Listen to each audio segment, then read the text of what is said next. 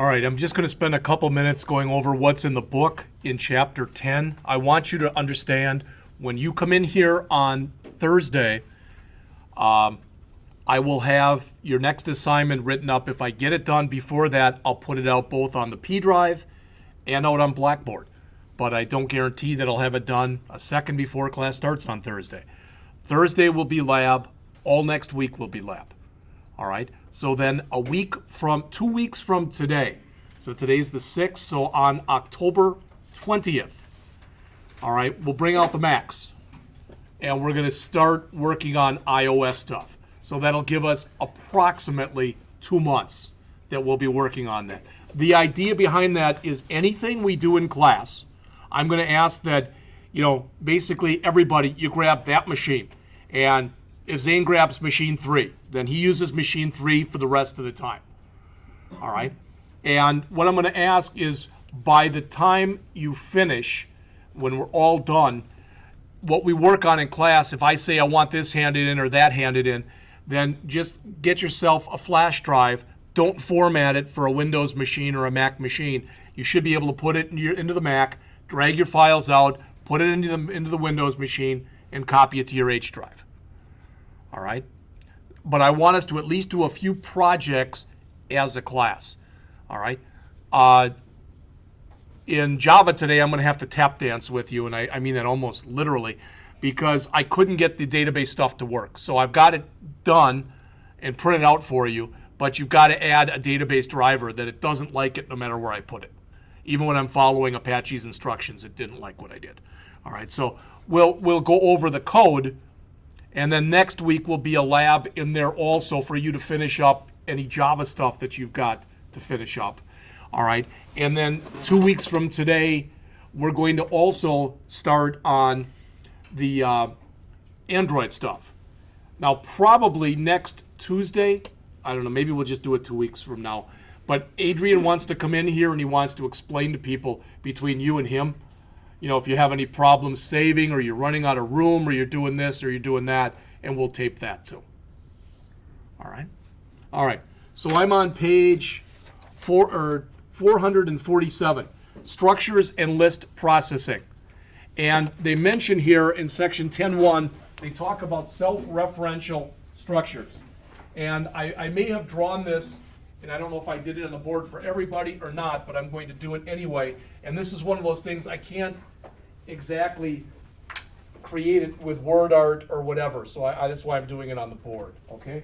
But if you imagine, I'm drawing a rectangle, and I'm splitting the rectangle into two, all right? And then I'm going to draw 2 more rectangles and split each one of those into 2, all right? So if you can imagine with each one of these rectangles is going to hold 2 different things. On the left-hand side, it's going to hold some data. It might be a structure full of employee information, all that stuff that we talked about before, address, city, state, zip, all the good stuff. So we have data there, we've got data here, and we've got data here. All right. When we've talked about pointers so far, we've always talked about pointing to a memory address, etc., and that is still what we're doing. But what we can do here is we can come in here, and usually it's symbolized by a dot, and this can be a pointer that points to the beginning of the next structure. All right. So what I'm showing you in here is typically what's referred to as a linked list. All right. It's a list of items that are literally linked together. So I have another dot here. And again, I do something like this. If I had a slash there, that would mean that it ends. All right. Sometimes instead of that, what you see is you get a dot there, and it goes back to the beginning. All right. That's called a doubly linked list. All right. Just so you hear the terminology. Okay.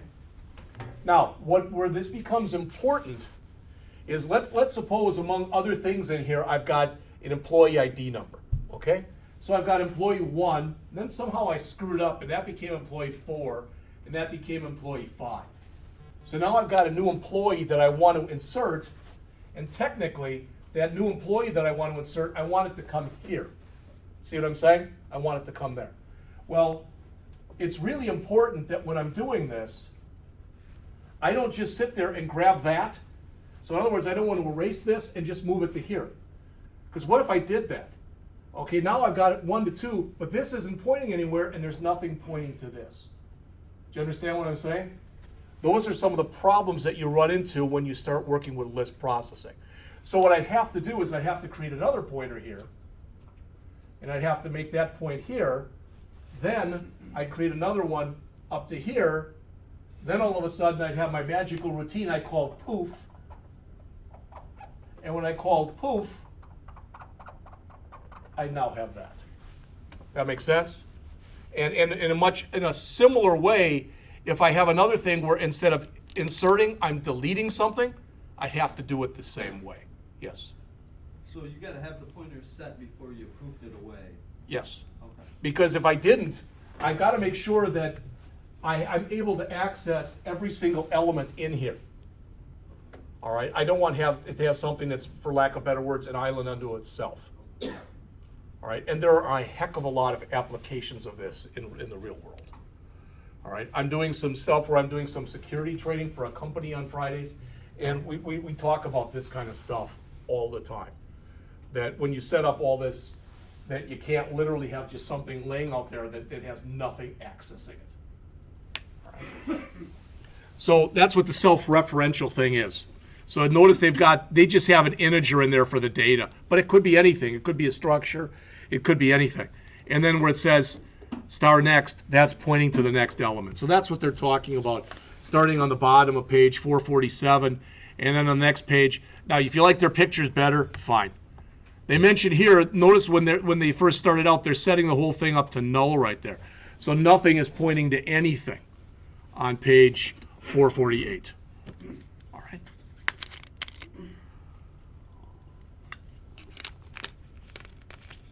And these can get as simple or as complex as they need to be. And what's a little important in here is if you turn up to page 450 and you look at this in your book, this is where the language C shines as opposed to most other languages that were created at the time C was created. Because by using malloc or calloc, and you remember because we talked about those, not in much depth, but a little bit. Malloc, which is memory allocation. So if I call malloc, then in essence, I'm doing this.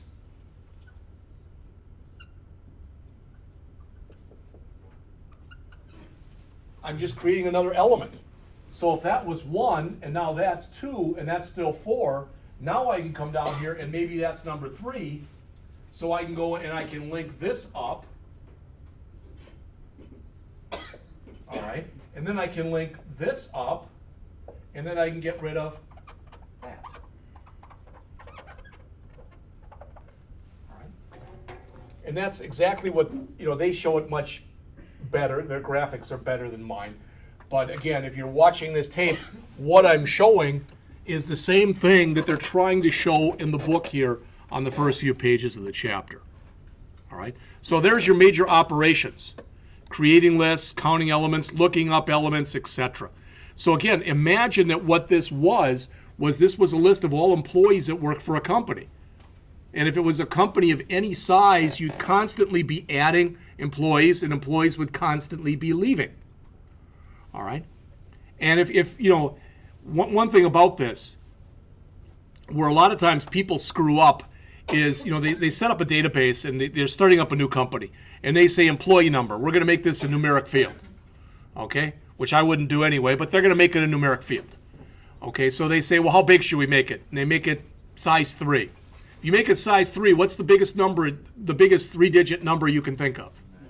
Yeah, and now they're a successful company, maybe not that successful a company, but they've got a few hundred people working there, and people are coming and people are going. Now they get to number 999. They either have to go back and start using numbers of people who were there and left, or they have to change the size. You're always better to err on the side of caution. I mean, if that was me, I'd make it like 7, which would give me 99,999,999. And without trying to sound too morbid, I'm not going to worry about it because by the time you get your 100 millionth person, I'll be dead. and I won't have to worry about it. It'll be somebody else's problem, no matter how successful the company is. All right.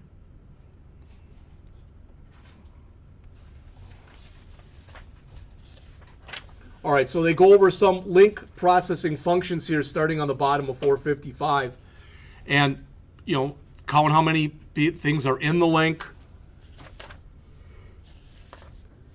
How to do an insertion here on page 458, and it's what I just showed you. How to do a deletion on page 459, which is again what I showed you. All right.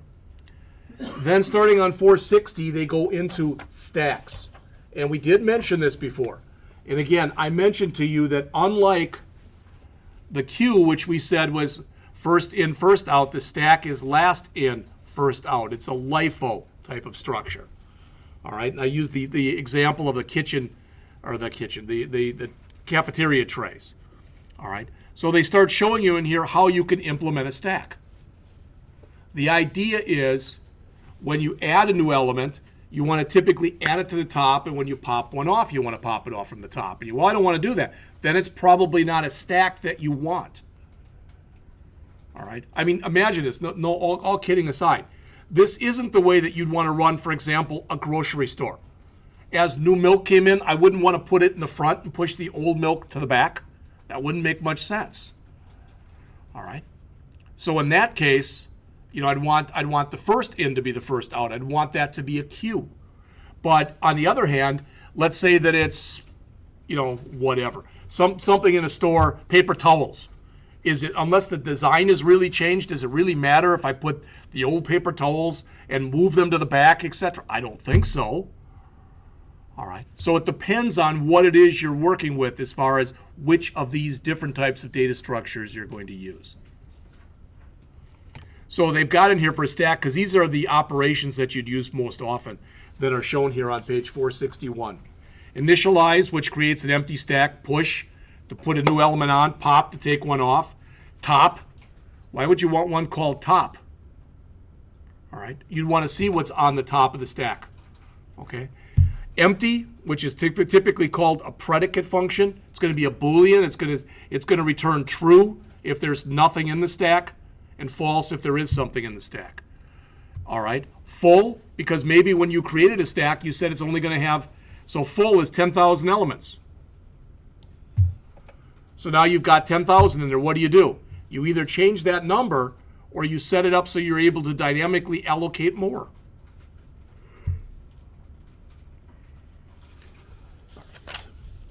I used to give an example of this one here, this Polish notation.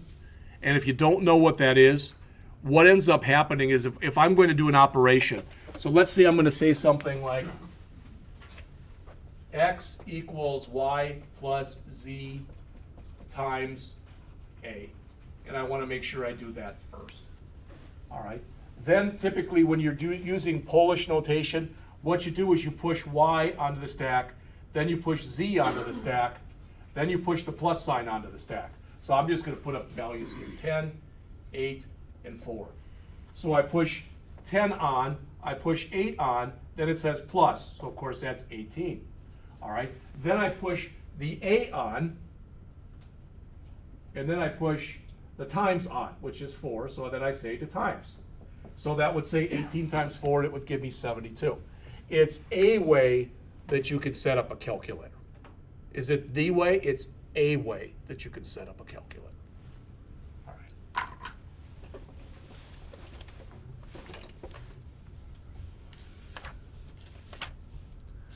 The next one that they talk about starting up on page 471 is a queue, and I've already mentioned the queues to you.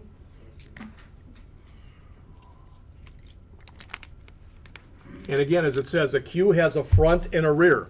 Insertion occurs at the rear and deletion occurs from the front. All right, as opposed to what we just talked about with a stack, where both the insertion and the deletion both come from the front.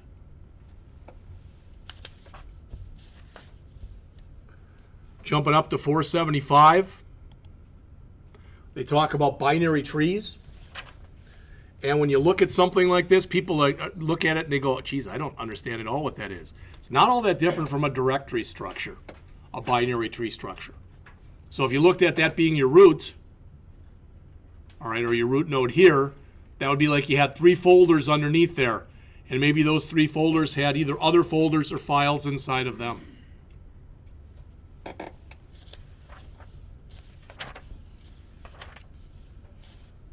right. That's pretty much it. So what I want to show you, did I start taping? Yes, good. All right. So what I want to show you here in the rest of the period that we have here are the other 2 examples. All right. So, all right. So I'm going to close all of this stuff, and I'm going to open up the other 2. The other 2 are pretty darn ugly, the other 2 examples that are in here. All right. Does everybody understand when you look up on the screen here? You know, you run that CL command, right? When you want to run yours. What does that stand for? Compile and link. All right. And I believe when you compile, you're getting the object file, and when you link, that's when you're actually running it. That's the actual executable right there. All right. If I double click on, it shows it, but it shows it so fast you can't see it.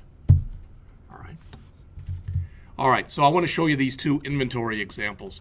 This is the same program, but in one case, it's written with arrays, and with another case, it's written with linked lists. So what I'm going to do is I'm going to run both programs for you to show you what's going on. These are by no means perfect programs. I've cleaned them up a little bit.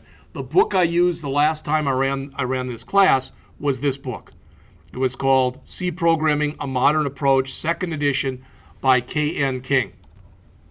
All right. And I got their permission to use some of this stuff. But their thing, as it says here, you can distribute it for class use, but you have to keep the copyright. And I don't want to take any chances on any of that stuff. So I'm going to run this, and then we'll come back and take a look at it. Again, what you'll notice is the output on these is going to be the same.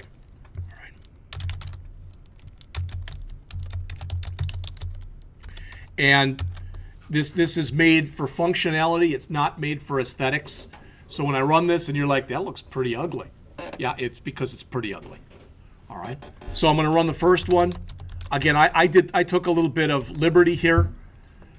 In the past, it just said enter operation code. That's all it said. So I added this stuff. I for insert, S for search, U for update, P for print, Q for quit. So if I type in a Q right now, the program will quit. Should make sense. Now, there's nothing in there, so there's nothing to search, there's nothing to update, and there's nothing to print. So I'll do the insert. And the idea is this is a mythical hardware company. So the part number, 23. Okay, the part name, it's a hammer. How many do we have on hand? 100. All right, so we're asked to do it again. So now notice if I print, it shows me what I have in stock. Does that make sense? All right. So let's say that I want to update, though. So I want to update. The part number was 23. Now, if I change, it says enter change in quantity on hand. If I put in there 150, what it does is it adds the 150 to the 100 that's in there. You understand what I'm saying? That's just the way that this was set up. So if I put in here 150 and I do a print again, you'll notice now there's 250 in there. All right? So I can come in, I can insert another one. This will be part number 10, and this will be nails.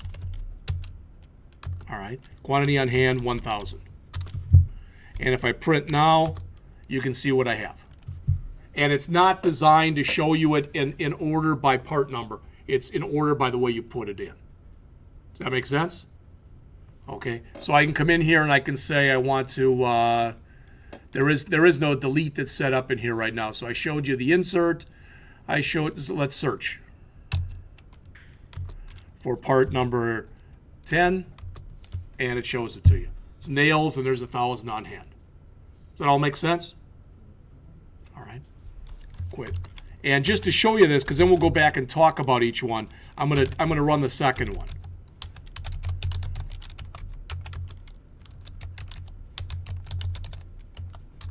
Again, I fixed it up a little bit. So operation code, insert, part number, 11, name, I don't know, mop. All right, quantity on hand, 50. Print, same stuff. Okay, it basically is the same exact type of output. But the difference is, again, the first one that we'll look at was done using arrays. Now there is a little bit of work in here with pointers, but the second one, in fact, this is the first one. I don't think there are any pointers in here.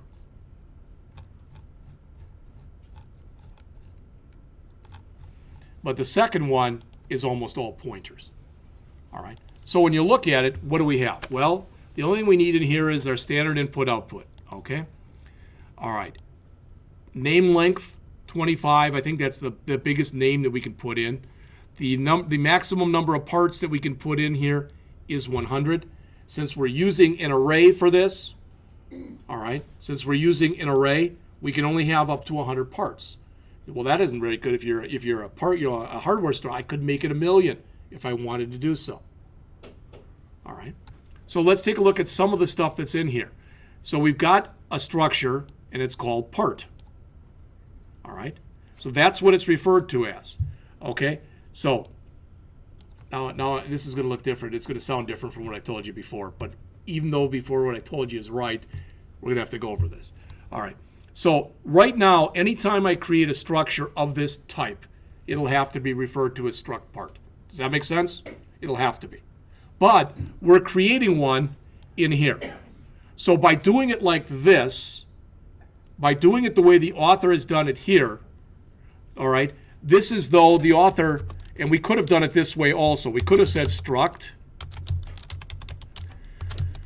part, and then we could have grabbed all of this stuff and put it right there. All right? And then we could have done this. Okay? So this ends up being basically the name you're going to use. And if you put it here, so I misspoke. All right? So this is going to be the name of the structure that you put up here. When you put something down here, that's going to be its actual variable name. All right? All right, so we're coming in here and we're creating a part structure. Each part has a name, each part has a length, and notice it's name length plus 1. That plus 1 is because we're going to put the \0 on the end. All right, and we've got an integer for on hand. There's a lot of other things we could have put in here. We could have put a double in here that had price. All right, there's other stuff that could have been put in, but the program is already big enough as it is. All right. So you'll notice that what do we have in here? We've got find part number. That's the only thing that returns something. If we insert, we're passing in a pointer to our structure, so it's a void. We're not returning anything. Search, we're not returning anything. Update, we're not returning anything. Print, we're not returning anything. But because we're good little programmers, even though we put our functions under main, we're still prototyping everything. Again, that's what you should be doing. And as I mentioned before, again, we could have taken this information that you saw here, we could have put it in its own header file if we wanted to do that also. All right. So, by now you should know what that line means. We're going into a purposely we're going into an infinite loop. And you say, how can you do that? You do that because, remember, if you put in a Q, you return 0, which means get the heck out. All right. So if we put it in I, it's insert. An S, it's search.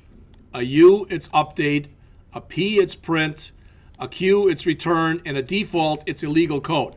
That's kind of important because if I run this again, let's go back to the first one. And it asks for this, and I want to do an insert, and I put in that. I didn't check for upper or lowercase, so notice I put in a capital I. And it came back with illegal code. It's doing what the code tells you to do. So this is only checking here. So I could have put, for example, case I, and underneath it I could have put case I. I could have done that. And notice if I do that,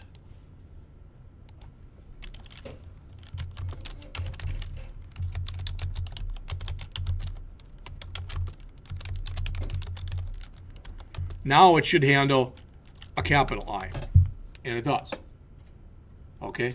They do have two upper types of functions in here, so you could have done it in two lower. Could have done it that way also. All right? So here's our find part. So you'll notice when we come in here, this is basically saying, oops, that was nice. Go through our entire thing. So start with number 0 and go up to the current number of parts that we have in there. And if the current number is the one that we said we're looking for, return it. If you get all the way through, return -1. We've talked about this in other classes. -1 is typically the number that's used to show failure. So in other words, we did a search. There was not a part by that number. So again, if I come through here, and I'm going to put in 23, truck 1. All right, so if I print, that's all that's in here right now. But if I do a search, all right, and I enter 100, part not found. That's exactly, it's behaving the way that it should behave. All right. All right, so here's the insert. First thing we check, do we already have 100 parts in there? If we had 100 parts, that would be what? It would be parts 0 through parts 99, correct? All right.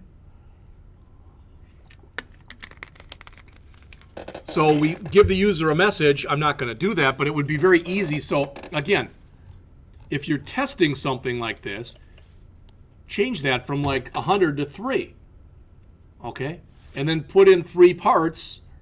And then when you try to, so, again, we come in here, we put in 3.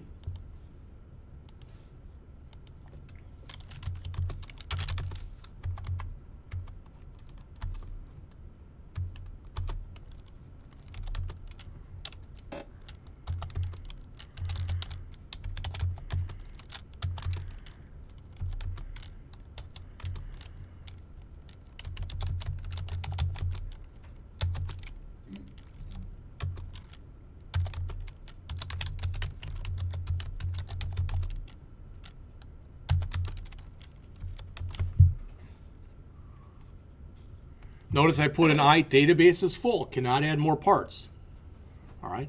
But one thing, and I don't think I see it as much in you guys as I do in the first year people, and I've talked to John about this. Please, when you're writing this stuff, don't feel the need to write 500 lines of code and then start testing. Write, like if I'm doing this and I know that when I'm doing this, these are going to be my functions. I'm looking at that, and this is me, okay? You may or may not agree. I'm looking at this. If you were looking at those 5 functions that are in gray, which is probably the simplest one to do? Probably. That's what I'd say. Print would probably be the simplest. So I may want to do that first, all right? Then those other functions, I write stubs, which means I get into that function. I might just put a printf in there that says, in function insert, code to be added later. All right. But don't think you have to write all 5 of them and then begin testing. You should write one, then test. Write another one and test. Make sure you didn't break the first one. Then write the next one. All right. And I'm struggling with this with the first year people. And part of it is on me because of the way with some of the examples I've shown them, it's been very hard. Even though there were ways of doing it, I probably shouldn't have shown them the code the way that I did. Because I watch, and I watch some of them when I walk around, and they're typing in 200-line programs, then they're running it the first time. It's not good.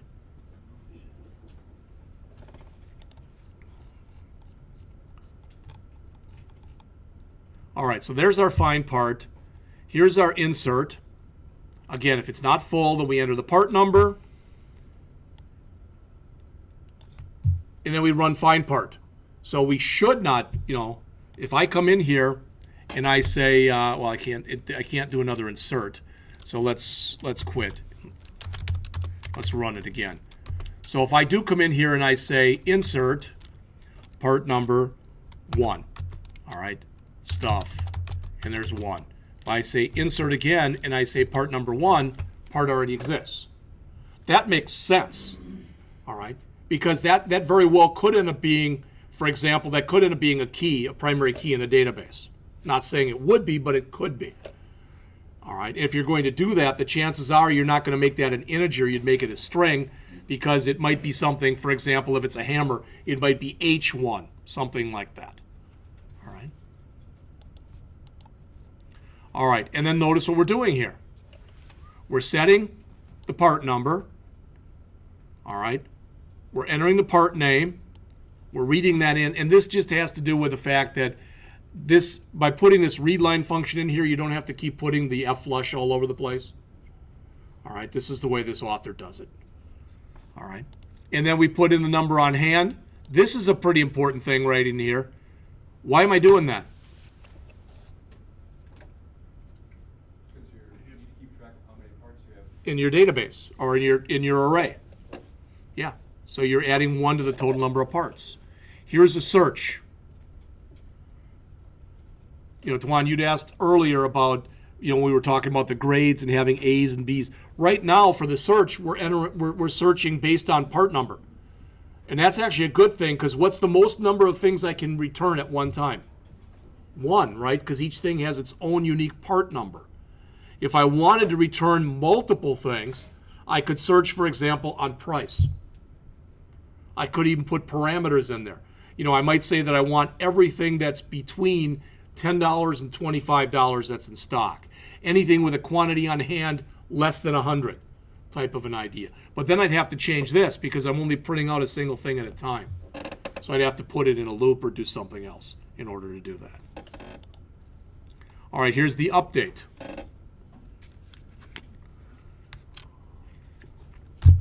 And you'll notice anytime I'm doing an update or an insert, that I'm calling find part number first. There's no sense in running an update if the part number doesn't exist, and I can't insert a duplicate part number. So that's why I'm doing that. All right, the print, like we said, that I think at least is the easiest one. This is just the way the author did it. I'm not sure why they set it up and use spaces like that all over the place. It works. It's pretty much lined up, but there were better ways of doing it, I think, than the way they did it. What would you do? I would use like some \T's for tabs and stuff to try to line it up. Again, this is their read line function. Okay. And if we looked at the other one that's in here, notice how it changes. Struct star inventory equal null. It says point to the first part. Well, when you first run this, there's nothing in there. That's why it's null. And notice for the find part, all right, it's star find part. None of these change because we're doing all the work in line in here.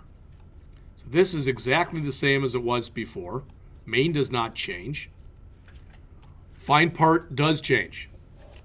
This is, we're traversing our way through one of those linked lists now, as opposed to traversing our way through an array. All right? So again, I want you to understand. So you might say, well, that's fine. What's the advantage of doing it the linked list way instead of an array? With a linked list, it really is designed to work with something like a structure that has multiple different data types in it, where an array is not set up to work like that. All right? You'll notice too when you go through, if you go through and look for this, it says traverse all the way through it, but when you put just a semicolon there, that means do nothing. That's just literally traversing its way through there. But you can see when you look at it, now what we're able to do is instead of creating, we've got our name length at being 25, but we don't have an array. So we don't have a maximum number of elements. We could put 1 billion elements in here if we wanted to. All right.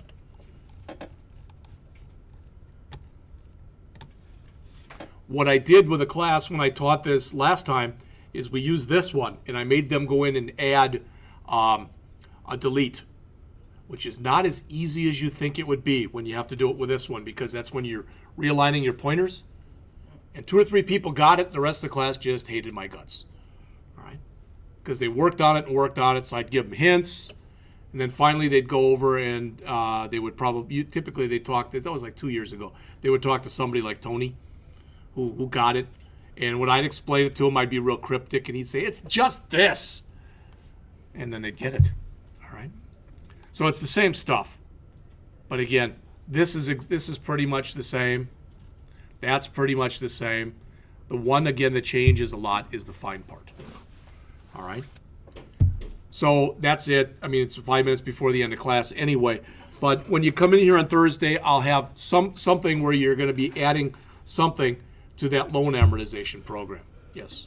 Now with these two with the inventory, you used to have your structs, but you didn't use the type def. Is that just for proper programming? When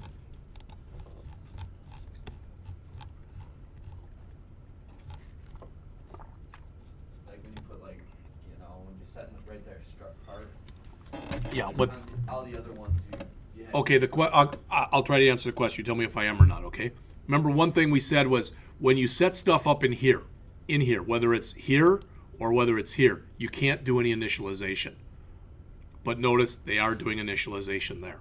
No, I was just saying you usually put type def struct. Oh, they could have put type def in there. Okay. But I think the reason that they did it like that, is this is the only place in there that they're using it. Okay. But I don't know. Yes, you could have put type def though. That would have been fine. Okay, just make sure it's Yeah. not like something that plays a major No. role in there. No, type def, like I said, and I showed you that example before with Boolean, that you used to see every place in C code. In fact, that would be in a header file someplace. Somebody would have defined that, so you always had a Boolean available for you. All right? Whether or not you use the type def or don't use it is kind of up to you. Okay? All right, that's it then. This afternoon ASP class is at lab? Yes, it'll be lab. Thank you. Laura